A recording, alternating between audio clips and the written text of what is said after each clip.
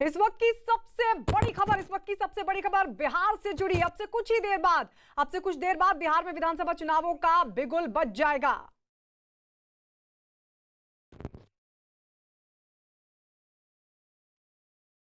तो दिल्ली में चुनाव आयोग अब से थोड़ी देर में बिहार विधानसभा चुनाव की तारीखों का ऐलान करेगा। दोपहर 12:30 बजे चुनाव आयोग की प्रेस कॉन्फ्रेंस दिल्ली के विज्ञान भवन में होगी, जहां बिहार विधानसभा चुनाव से जुड़ी जानकारियों को मीडिया से साझा किया जाएगा। चुनाव आयोग ने कोरोना संकट के बीच बिहार में विधानसभा चुनाव करवाने की योजना बनाई है। इसलिए चुनाव प्रचार और मतदान के दौरान महामारी से जुड़ी हर एहतियात बरती जाएगी। पोलिंग बूथ पर ज्यादा भीड़ ना हो, इसका ख्याल रखा जाएगा। इसके लिए बूथ की संख्या बढ़ाने के साथ ही मतदाताओं की संख्या कम करने पर भी चुनाव आयोग पहले ही विचार कर चुका है।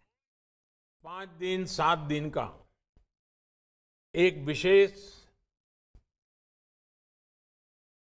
सत्र तय करें, जो विद्वान लोग हैं उनको बुलाएं और हमारी जो राष्ट्रीय शिक्षा नीति आई है, नेशनल एजुकेशन पॉलिसी जो आई है, वाकई उसको बारीकी से अध्ययन करने की जरूरत है। अध्ययन करने से हम भी समाज में ये शिक्षा का जो बदलाव है, जो लोग चाहते थे, इतना बड़ा इसका स्वागत हुआ है, इतनी बड़ी उसका सम्मान हुआ है, लेकिन उसका लाभ हमें पहुंचाना होगा। हमें लोगों के साथ बैठ करके, शिक्षा जगत से जुड़े लोगों के साथ बैठ करके हर इकाई अपनी अनुकूलता से 5 दिन का 7 दिन के समिट रखें, रोज 2-2 घंटे के समिट हो। आप देखिए, बात जितनी नीचे जाएगी, लोकल अनुभव उसके साथ जुड़ जाएगा। 30 साल के बाद देश में जब शिक्षा नीति आई है, ये 21वीं सदी का बहुत बड़ा आधार बने, ये देखना हम लोगों का मिशन होना चाहिए। साथियों, मैं फिर एक बार पंडित दीनदयाल उपाध्याय जी को आदरपूर्वक नमन करता हूं। इस पार्टी को बनाने के लिए अनेक परिवारों ने जो अपना जीवन खपाया है, उन सभी परिवारों को नमन करता हूं और आप सभी कार्यकर्ताओं के बलबूते पर माँ भारती की सेवा करने के लिए हम जो चल पड़े हैं, माँ भारती के लिए जो सपने हमने संजोए हैं, उन सपनों को पूरा करने में पंडित दीनदयाल जी के आशीर्वाद तो हम पर बने ही रहेंगे, हमारे सभी बुजुर्गों के आशीर्वाद बने रहेंगे और आपका परिश्रम, आपका संकल्प, आपका सामर्थ्य, आपकी दौड़ धूप, ये सब कुछ राष्ट्र को आगे बढ़ाने में काम आने वाली है। एक कार्यकर्ता के नाते आप सबके बीच आकर के और ये अवसर पर बात करने के लिए मौका मिला, मैं अपने आप को बहुत भाग्यवान मानता हूँ। मैं फिर एक बार आपको शुभकामनाएं देता हूँ। आपसे आग्रह करूँगा, आप खुद को, अपने परिवार को सुरक्षित रखते हुए आगे बढ़े, इसी कामना के साथ बहुत बहुत धन्यवाद।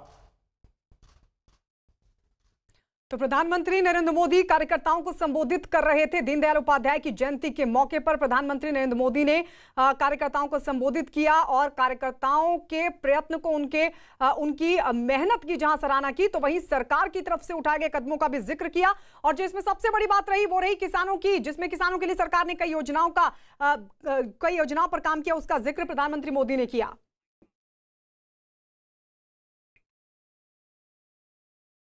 और आइए एक बार फिर से लौटते हैं बिहार चुनाव से जुड़ी खबरों पर। लगातार हम आपको दिखा रहे हैं कुल कितनी सीटें हैं बिहार में, क्योंकि अब से थोड़ी देर बाद चुनाव की जो तारीखें हैं उनका ऐलान होगा। इस वक्त की सबसे बड़ी खबर आपको बता रहे हैं, अब से कुछ ही देर बाद बिहार में विधानसभा चुनाव का बिगुल बज जाएगा। दिल्ली में चुनाव आयोग थोड़ी देर में बिहार विधानसभा चुनाव की तारीखों का ऐलान करेगा। दोपहर 12:30 बजे, यानी 12 बजने को है, अब से थोड़ी देर बाद चुनाव की तारीखों का ऐलान होगा। चुनाव आयोग करेगा प्रेस कॉन्फ्रेंस दिल्ली के विज्ञान भवन में, जहां बिहार विधानसभा चुनाव से जुड़ी सभी जानकारियों को मीडिया के साथ साझा किया जाएगा।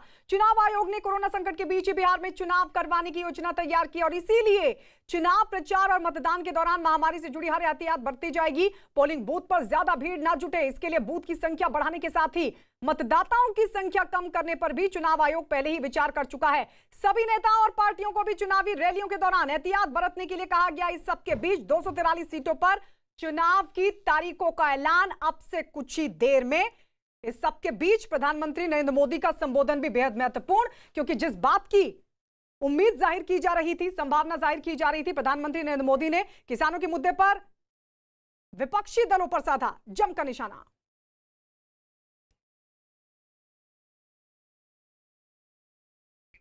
और बिहार विधानसभा चुनाव पर चर्चा के लिए सभी हमारे सहयोगी जुड़ चुके हैं। हमारे साथ अमिताभ सिन्हा न्यूज रूम से, हमारे वरिष्ठ सहयोगी विक्रांत यादव दिल्ली से हमारे साथ अपडेट देने के लिए, पटना से चंद्रमोहन हमारे साथ, शेष नारायण सिंह वरिष्ठ पत्रकार हमारे साथ हैं, ब्रजेश कुमार सिंह हमारे वरिष्ठ सहयोगी और नीरज कुमार दिल्ली से हमारे साथ। सबसे पहले नीरज, आपके पास अपडेट के लिए क्या अपडेट फिलहाल?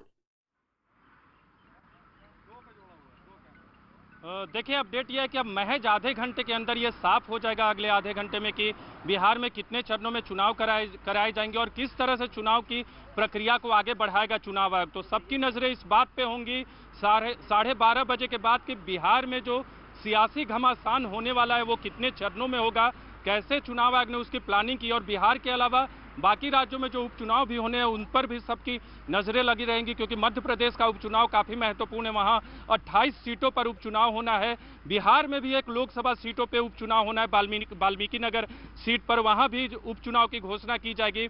तो तमाम लोगों की नजरें और तमाम राजनीतिक दलों की नजरें इस बात पे लगी हैं कि चुनाव आयोग कितने चरणों में चुनाव कराता है। चुनाव आयोग से जो संकेत मिले हैं, पिछली बार की तुलना में कम चरणों में चुनाव कराए जा सकते हैं, क्योंकि कोरोना संक्रमण की वजह से चुनाव एक जगह से दूसरे जगह मूवमेंट करना कोरोना संक्रमण को रोकने के लिए वो बेहद जरूरी है। तो देखना होगा कि 12:30 बजे जब मुख्य चुनाव आयुक्त और तमाम चुनाव आयोग के अधिकारी जब मौजूद होंगे तो किस तरह से चुनाव की पूरी रूपरेखा वो सामने रखते हैं बिहार के लोगों पूरी रूपरेखा आपसे थोड़ी देर बाद लौटेंगे नीरज आपके पास। ब्रजेश कुमार सिंह हमारे वरिष्ठ सहयोगी हमारे साथ लगातार बने हुए हैं। ब्रजेश जी, हम लगातार इस बात की चर्चा कर रहे थे कि संबोधन बहुत महत्वपूर्ण होगा बिहार चुनाव की तारीखों के ऐलान से पहले। प्रधानमंत्री नरेंद्र मोदी ने निशाना साधा विपक्षी दलों पर, यह कहते हुए कि अभी तक जो तमाम दल रहे हैं उन्होंने सिर्फ और सिर्फ किसानों को ठगा है, किसी ने कुछ किया नहीं। और अब जिस तरीके का प्रोटेस्ट भारत बंद बुलाया गया विरोधी दलों की तरफ से, जिसमें खुद मुख्य विपक्षी दल बिहार का आरजेडी भी शामिल है, ये कहा है प्रधानमंत्री मोदी ने कि सिर्फ किसानों को कंफ्यूज करने की कोशिश। निश्चित तौर पर आप ध्यान रखें कि पार्लियामेंट में ये बिल पास हुआ और उसके बाद से ये पहला चुनाव है, तो ऐसे में निश्चित तौर पर न सिर्फ प्रधानमंत्री नरेंद्र मोदी बल्कि उनकी पार्टी, उनका जो बिहार में जो सहयोगी पार्टी है जेडीयू, ये सब के सब जो है किसान बिल से जुड़े जो फायदे हैं जिसको कि संसद में भी पारित करवाया गया, उसके फायदों को गिनाएंगे और साथ में ये भी बताएंगे कितने साल से किसानों के नाम पर जो राजनीति चली आ रही है उसने किसानों का कितना नुकसान पहुंचाया है। आप ध्यान रखें कि अभी तक विपक्ष भले ही इस बिल को लेकर, इस कानून को लेकर तमाम चीख पुकार मचा रहा हो, लेकिन जो बुनियादी रिफॉर्म्स जो उसमें किए गए हैं, जिसमें किसानों को आजादी दी गई है तो अपने प्रोडक्ट को, जो भी उत्पाद जो है वो पैदा कर रहे हैं, उसको कॉम्पिटिटिव प्राइस पर बेच सकते हैं। आप ध्यान रखें कि एमएसपी की जो पूरी पॉलिटिक्स है, तमाम बड़े वैज्ञानिकों का कहना है जो कि कृषि सेक्टर से जुड़े हुए हैं कि यह एक फेल्ड पॉलिसी है, इससे कुछ होने वाला नहीं है। जब तक आप जो है मार्केट के साथ जो है सो फार्म का लिंकेज नहीं करेंगे तब तक किसान का कभी भला नहीं फैक्टर है। और हम सीधे रुक करेंगे पटना का, चंद्रमोहन हमारे साथ जुड़े हुए हैं। चंद्रमोहन, जरा बताइए कि कौन कौन से फैक्टर इस बार के चुनावों में चुनाव की तारीखों के ऐलान से पहले असर दिखाते हुए दिख रहे हैं? एक तस्वीर हम आपको यहाँ पर दिखाने की कोशिश करेंगे। पप्पू यादव की पार्टी के नेता यहाँ पर पहुंचे थे और किसान विरोधी बिल का प्रदर्शन कर रहे थे बीजेपी ऑफिस के बिल्कुल सामने, जिस पर बीजेपी के कार्यकर्ताओं ने पप्पू यादव के कार्यकर्ताओं को जमकर पीटा है। तस्वीरों में भी आप साफ तौर पर देख सकते हैं, यहाँ पर ये बीजेपी का ऑफिस है और बिल्कुल ठीक उसके ऑफिस के सामने जो पप्पू यादव की पार्टी है उसके कार्यकर्ता यहाँ पर पहुंचे थे और उनके ऑफिस के सामने प्रदर्शन कर रहे थे। इसी दौरान बीजेपी के कार्यकर्ता बाहर निकले हैं और जमकर उनके साथ मारपीट की है। तस्वीरों में भी आप साफ तौर पर देख सकते हैं, यहाँ पर ये बीजेपी के कार्यकर्ता है जो पप्पू यादव की जो पार्टी है उनके कार्यकर्ता को जबरदस्त पिटाई कर रहे हैं। तस्वीरों में भी आप साफ तौर पर देख सकते हैं, ये जन अधिकार पार्टी के नेता हैं जो हाथ जोड़कर माफी मांग रहे हैं, लेकिन जो बीजेपी के कार्यकर्ता हैं वो पीछे हटने का नाम नहीं ले रहे हैं। ये बीजेपी ऑफिस के सामने जो पप्पू यादव की पार्टी है जन अधिकार पार्टी, उसके कार्यकर्ता पहुंच के यहाँ पर उनके बिल्कुल ऑफिस के गेट पर प्रदर्शन कर रहे थे और इसी दौरान यह हंगामा हुआ है। तस्वीरों में भी आप साफ तौर पर देख सकते हैं जो बीजेपी के कार्यकर्ता हैं पहले तो उनको रोकने की कोशिश कर रहे थे, लेकिन जब वो नहीं माने तो उसके बाद देखिए तस्वीरों में आप साफ तौर पर देख सकते हैं यहाँ पर गाड़ी पर ये साउंड बॉक्स लेकर पहुंचे थे। किसान विरोधी किसान का जो बिल आया है उसको लेकर ये लोग विरोध प्रदर्शन कर रहे थे। बीजेपी ऑफिस के सामने पहुंचे हैं और तभी बीजेपी के कार्यकर्ता यहाँ पर बाहर निकले और जमकर जन अधिकार पार्टी के जो कार्यकर्ता और नेता गाड़ी पर मौजूद थे जो विरोध प्रदर्शन कर रहे थे उनके साथ मारपीट किया गया है। तस्वीरों में भी आप साफ तौर पर देख सकते हैं और जो पप्पू यादव की पार्टी है जन अधिकार पार्टी उसके कार्यकर्ता यहाँ पर बीजेपी ऑफिस के सामने पहुंचकर प्रदर्शन कर रहे थे जिनको रोकने की कोशिश की जा रही थी। जो बीजेपी के कार्यकर्ता हैं वो उनके कार्यालय पे हमारे कार्यालय पे हमला किया। पप्पू यादव के गुंडे हमारे कार्यालय पे हमला किए हैं। हमारे कार्यालय पे उनके गुंडे पप्पू यादव के गुंडे ने हमारे कार्यालय पे हमला किया। कोई नहीं चलेगा, हम लोग पप्पू यादव की गुंडागर्दी नहीं चलने देंगे। तो बीजेपी के जो तमाम कार्यकर्ता हैं वो उनको रोकने की कोशिश कर रहे थे, लेकिन सभी लोग गेट पर पहुंच गए थे और उसके विरोध में जब बीजेपी के कार्यकर्ता बाहर निकले तो उनको यहां से खदेड़ने की कोशिश की है। तस्वीरों में भी आप साफ तौर पर देख सकते हैं यहाँ पर अफरा तफरी का माहौल है। ये बताइए कि बीजेपी के जो ऑफिस है यहाँ पर पप्पू यादव की जो पार्टी है जन अधिकार पार्टी के कार्यकर्ता आपके ऑफिस तक पहुँच गए थे। बिल्कुल, हम वही कह रहे हैं कि लोकतंत्र है, लोकतंत्र में अधिकार करने का, विरोध प्रदर्शन करने का सबको अपना अपना अधिकार है। वो अपना शांतिपूर्वक प्रदर्शन करे, रोड पे किसी के घर में जाकर के प्रदर्शन करने का अधिकार है, लोकतंत्र नहीं देती है। और एक कोसी और सुपौल नहीं है, पप्पू यादव जी को समझना चाहिए एक गुंडागर्दी नहीं चलेगी। 2005 के पहले गुंडागर्दी कर लिए, कानून का शासन है, एनडीए का राज है। आज के डेट में आप गुंडागर्दी नहीं कर सकते हैं, लोकतंत्र की धरती पे आप गुंडागर्दी नहीं कर सकते हैं। अहिंसा की धरती है, महात्मा बुद्ध की धरती है।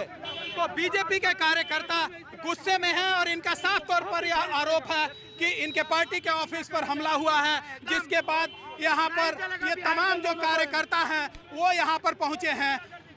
यहाँ पर जो केंद्रीय मंत्री हैं गिरिराज सिंह वो यहाँ पर पहुंचे हुए हैं। ये बताइए गिरिराज जी, आप ऑफिस अभी पहुंच रहे हैं, अब से थोड़ी देर पहले यहाँ पर जो पप्पू यादव की पार्टी है जन अधिकार पार्टी उसके कार्यकर्ता पहुंचे और आपके बिल्कुल गेट पर पहुंच गए थे, जिसके बाद कार्यकर्ता निकले और उनको रोकने की कोशिश की है। लोकतंत्र में गुंडागर्दी का कहीं स्थान नहीं।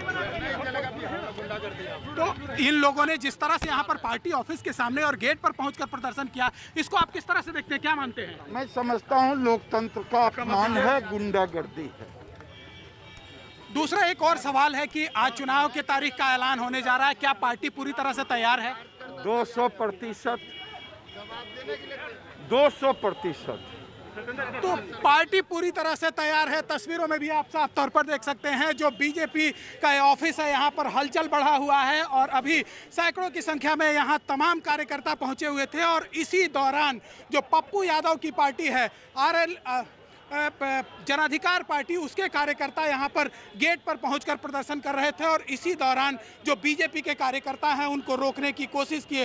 हालांकि जो इनका प्रदर्शन था यह किसान को लेकर था। इनका साफ तौर पर यह आरोप है, जो जन अधिकार पार्टी के नेता हैं उनका यह आरोप है कि जो किसान बिल आया है उसके विरोध में प्रदर्शन कर रहे थे, लेकिन जिस तरह से वो गेट पर पहुंचे थे इसको लेकर बीजेपी के जो तमाम कार्यकर्ता हैं, नेता हैं, वो खासे नाराज हैं और उनका साफ तौर पर यह मानना है कि यह जो कुछ भी हुआ यह लोकतंत्र पर हमला है और आने वाले दिनों में जिस तरह से पहले बिहार में गुंडागर्दी चलती थी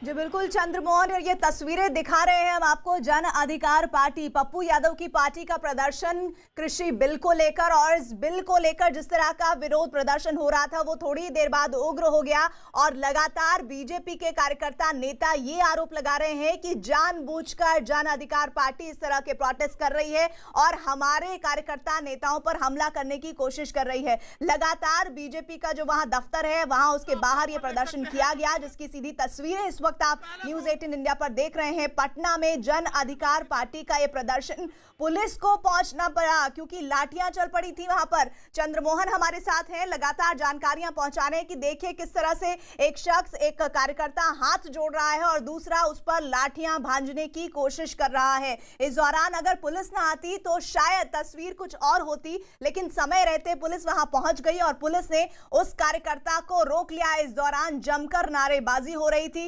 बिहार में चुनाव है और ये देखिए किस तरह से हो हंगामे की बहार दिख रही है। चंद्रमोहन, जरा बताइए, एक तस्वीरें हम देख रहे हैं जिसमें टेम्पो पे सवार एक शख्स को लाठी डंडों से मारने की कोशिश कर रहे हैं। कौन सी पार्टी वाला मारने वाला है, कौन सी पार्टी वाला अपना बचाव कर रहा है?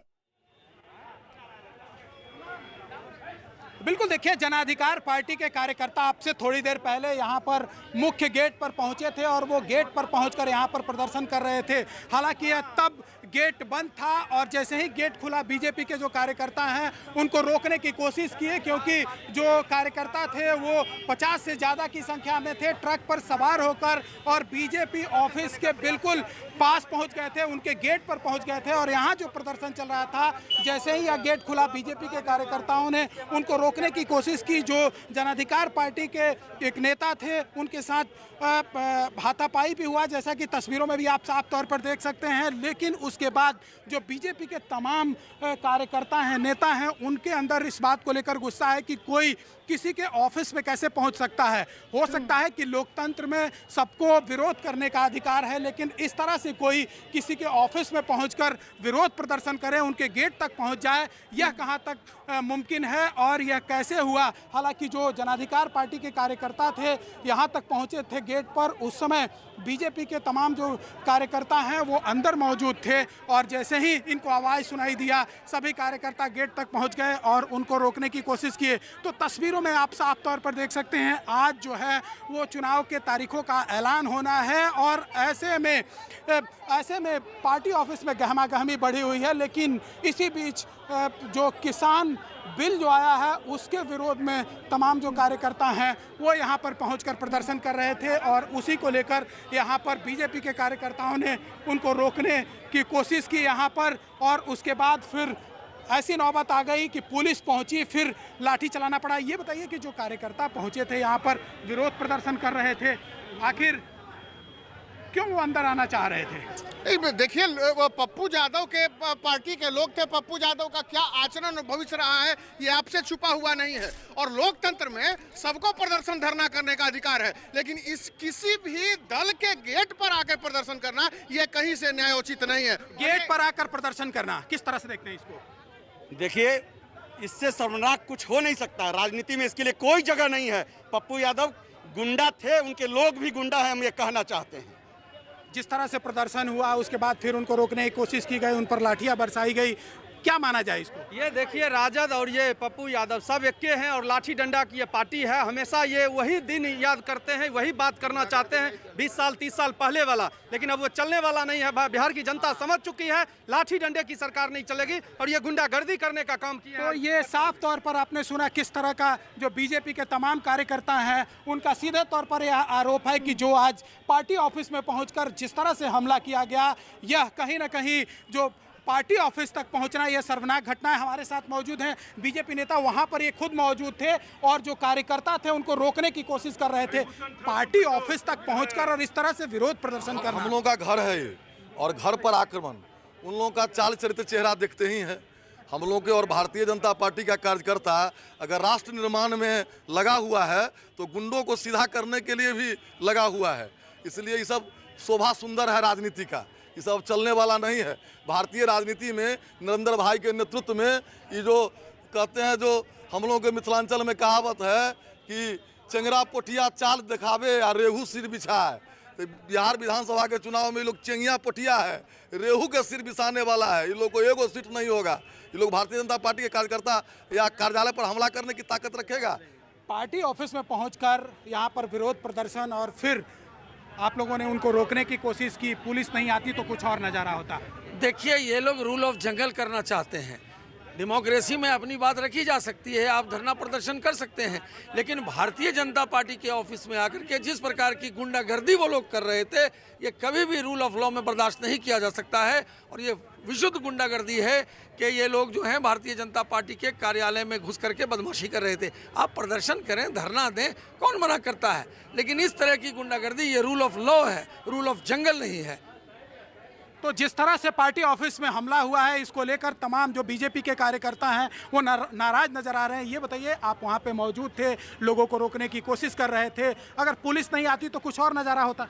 बिल्कुल, आज जिस तरह से उन लोगों ने सुनियोजित तरीके से किसानों के नाम पे विरोध प्रदर्शन करके गुंडागर्दी कराने का परिचय किया है, उन्होंने दिखाया है बिहार की जनता को एक बार पुनः कि 2005 के पहले की जो बिहार था उसको हम पुनरावृत्ति करना चाहते हैं, लेकिन वो भूल गए हैं। आज बिहार की जनता सजग है, 2005 के पहले के बिहार नहीं चाहती है। और आज सारे लोगों ने देखा कि किस तरह से उन लोगों ने हमारे कार्यालय पर प्रदर्शन किया।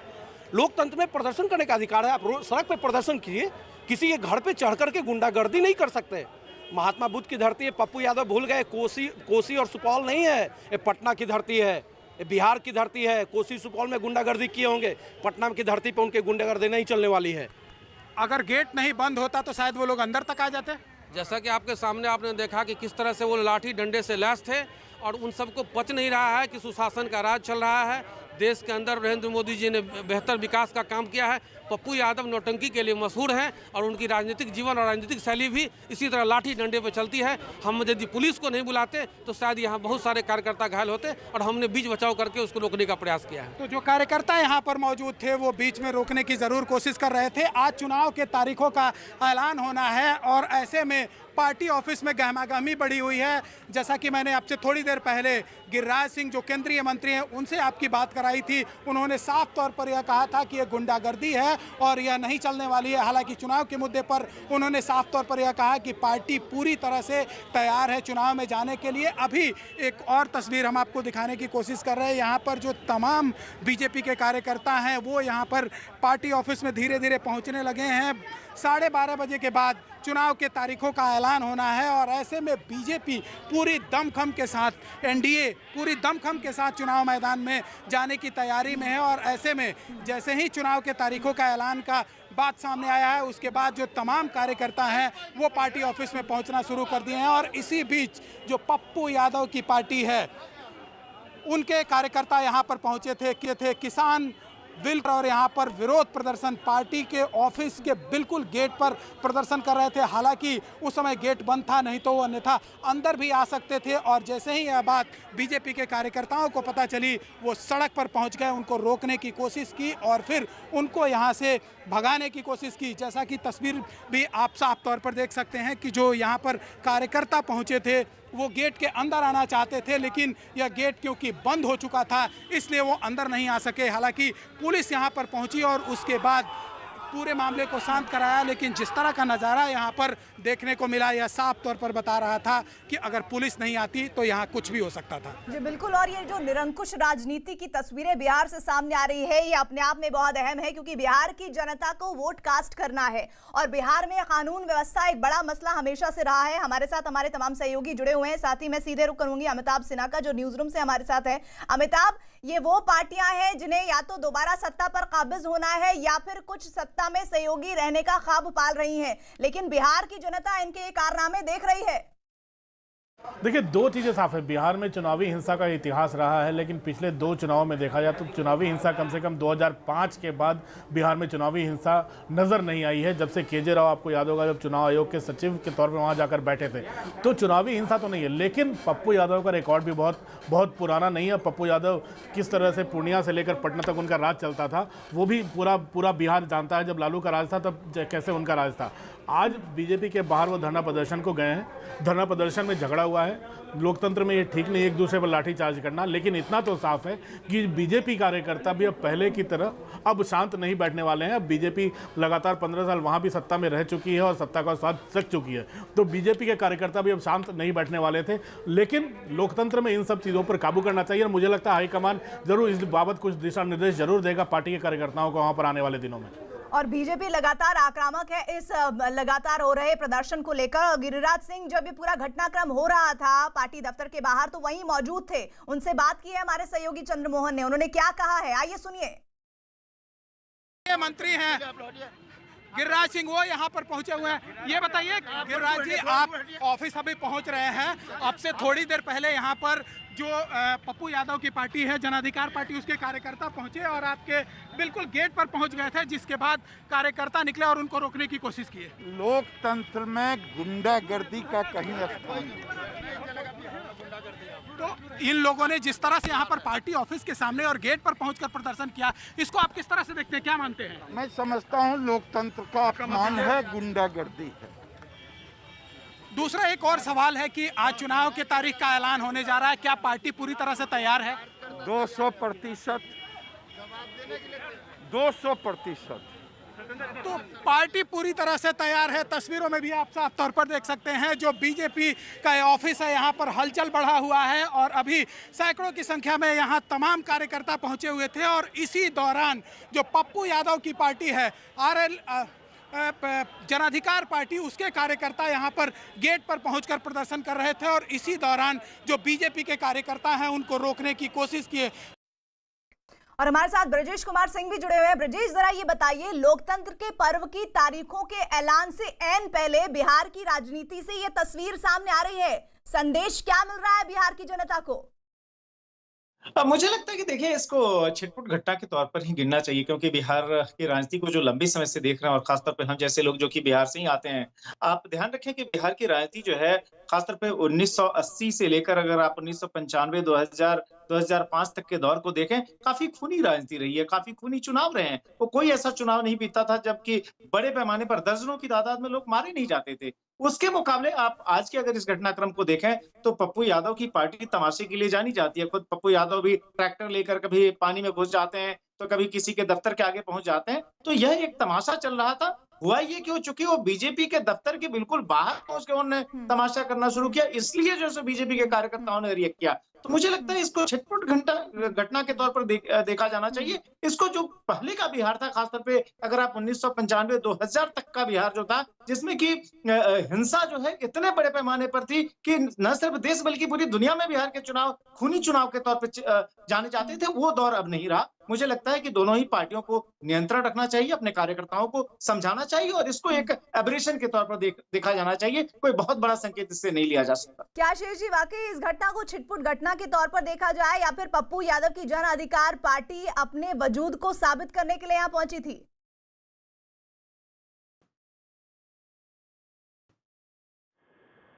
शेष जी, ये नहीं, पप्पू यादव का तो सभी बता रहे हैं, जैसा आपने अभी सुना, उनका पूर्णिया मधेपुरा वगैरह में थोड़ा बहुत प्रभाव है और आज वो उनको मौका लगा कि भाई इतना बड़ा प्रदर्शन हो रहा है तो उसमें आ गए। लेकिन अब ये बीजेपी की प्लानिंग के सामने इनकी थोड़ी ही बात होती। आज किसानों का पूरे देश में प्रदर्शन हो रहा है उसके खिलाफ और बिहार चुनाव पे चर्चा हम लोग कर रहे हैं और नरेंद्र मोदी प्रधानमंत्री का भाषण होगा तो हर चैनल उस पर चर्चा करेगा। तो यहाँ सब सिस्टमेटिक होता है। ये पहली बार हो रहा है कि पप्पू यादव के लोगों को, जो कि आमतौर पे माने जाते हैं कि जिधर भी चले जाते हैं उधर चले जाते हैं, आज उनको जिस तरह से लाठियों से जैसे सेवा की गई है उनकी, तो उससे ये मैसेज क्लियर हो गया है कि भाई बहुत ज्यादा हिंसक चुनाव होने नहीं जा रहा है बिहार का। क्योंकि अगर कोई जबरदस्ती करेगा तो बीजेपी वाले ही, पिछड़ने वाले नहीं, वो लाठी वाठी लेके सब दफ्तर में बैठे थे, उन्होंने जिस तरह उनको विभूषित किया है। तो ये चुनाव का एक संकेत है कि आप शेष जी, मैं आपको रोक रही हूँ यहाँ पर। जन अधिकार पार्टी के बड़े नेता, सबसे बड़ा चेहरा पप्पू यादव इस वक्त हमारे साथ जुड़ गए हैं। पप्पू यादव जी, जरा बताइए, प्रदर्शन करने में कोई हर्ज नहीं है, लेकिन जो आपने जगह का चुनाव किया बीजेपी का दफ्तर, इसकी वजह क्या रही?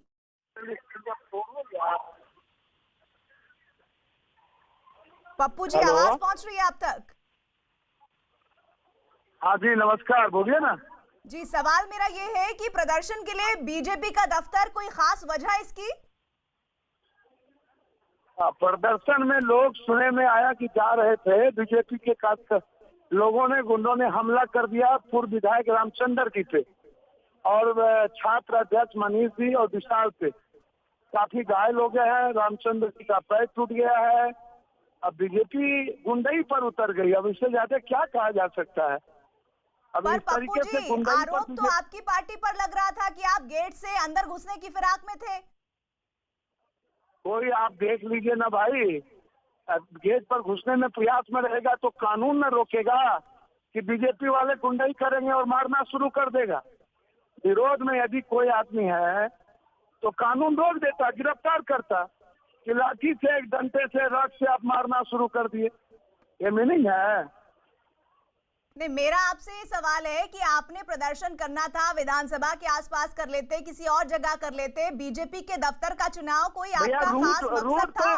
अब बगल में राष्ट्रीय जनता दल का ऑफिस है, बगल में रूट, हम डाकबंगला का हम लोग को घूम करके सिंबॉलिक प्रदर्शन करना था, रोड पर उसका है, तो क्या हम लोग रोड पर भी नहीं चले?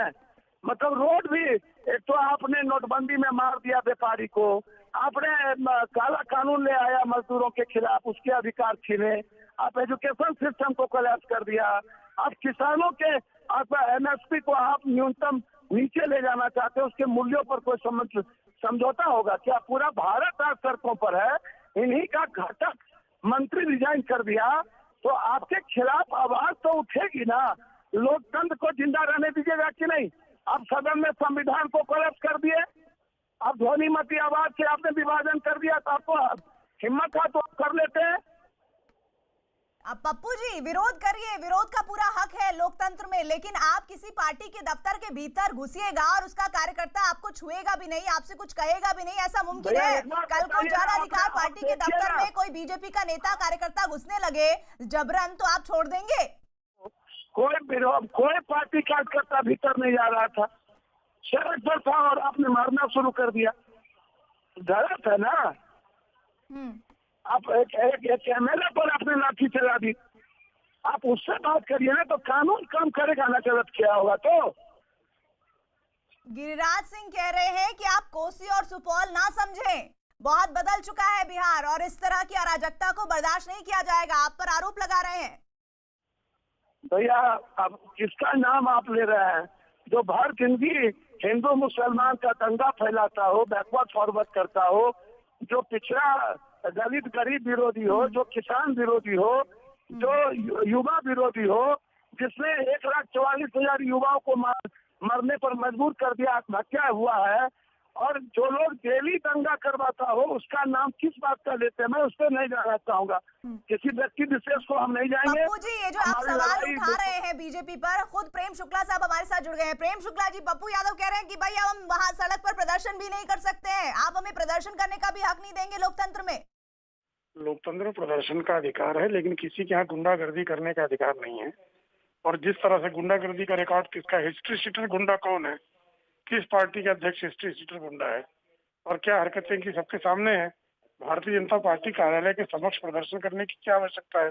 प्रदर्शन करने के लिए और कोई स्थान नहीं है क्या उनके पास? पूरा पटना और बिहार में कोई स्थान शेष नहीं बचा क्या? ये गुंडागर्दी करेंगे, लोगों को घुसकर पार्टी कार्यालय में हमले करेंगे, अराजकता फैलाएंगे, ये लोकतंत्र है? ये लोकतंत्र नहीं, गुंडा तंत्र को मंजूर नहीं किया जा सकता। भारतीय जनता पार्टी के कार्यकर्ता अपनी रक्षा के लिए समर्थ है, गुंडागर्दी बंद करेंगे। और वो कह रहे हैं कि दूसरी पार्टियों के भी वहाँ दफ्तर है, अब हम सड़क पर भी प्रदर्शन ना करें कृषि बिल को लेकर। तो आपने हमला कर दिया विधायक पर, आप संविधान को खत्म कर दिया। आप जब आपकी मंत्रिमंडल चली गई, खत्म, एक मंत्री चला गया पहले। हेलो, प्रेम शुक्ला जी, आप तक आवाज पहुंच रही है? आप इनसे पूछिए ना कि भाई सिपाही था ना। प्रेम शुक्ला जी, वो कह रहे हैं कि उनके पूर्व विधायक, पप्पू जी एक मिनट रुक जाइए सर, आप भी इतनी देर से बोल रहे थे, आप उनका पक्ष सुन लीजिए, जो आप आरोप लगा रहे हैं जवाब तो वही देंगे। उन्होंने कहा कि उनके पूर्व विधायक जो है उनका आपने हाथ पैर तोड़ दिया है लाठी डंडों से। ये वाचिक गुंडागर्दी अभी भी आपके चल रही है। वाचिक गुंडागर्दी कौन कर रहा है? पप्पू यादव ही कर रहे हैं ना। तो पप्पू यादव किस चीज के लिए कुख्यात है? गुंडागर्दी के लिए। गुंडा आदमी राजनीति थोड़े करेगा, गुंडागर्दी ही करेगा। और गुंडागर्दी बंद करें। गुंडागर्दी भारतीय जनता पार्टी और इस देश की जनता नहीं सहन करने वाली। गुंडों को इस बिहार की जनता भी सबक सिखाएगी और सबक सिखा रही है। फिर ये चिल्लाने लगा आदमी कि चैनल पे भी गुंडागर्दी करता। कितना बदतमीज आदमी है पप्पू यादव, कितना अजीब आदमी है। इसको इतना धैर्य भी नहीं है, तमीज भी नहीं है। अरे जरा तमीज रखो पप्पू। लोग कहाँ है विशाल मंडल? तमीज में रहो, तमीज में, ठीक है। प्रेम शुक्ला जी, आप हिस्ट्री शीटर बता रहे हैं, इतिहास बता रहे हैं, सारी बातें वाजिब हो सकती हैं, लेकिन उनके पूर्व विधायक का हाथ पैर अगर बीजेपी के कार्यकर्ता डंडे से तोड़ दे रहे हैं तो वो आप पर सवाल खड़ा कर रहे हैं, उसका जवाब आपको देना चाहिए। बहरहाल, लेकिन ये जो बड़ी तस्वीर एन चुनाव के तारीखों के ऐलान से पहले सामने आई है, जन अधिकार पार्टी की कार्यकर्ता बीजेपी के दफ्तर में घुसने की कोशिश कर रहे थे, ये बीजेपी का आरोप है। हालांकि वो खुद कह रहे हैं कि ऐसा कुछ नहीं हो रहा था, सिर्फ प्रोटेस्ट हो रहा था। न्यूज 18 इंडिया NBA का सदस्य है और निष्पक्ष और जिम्मेदार पत्रकारिता के लिए बनाए गए नेशनल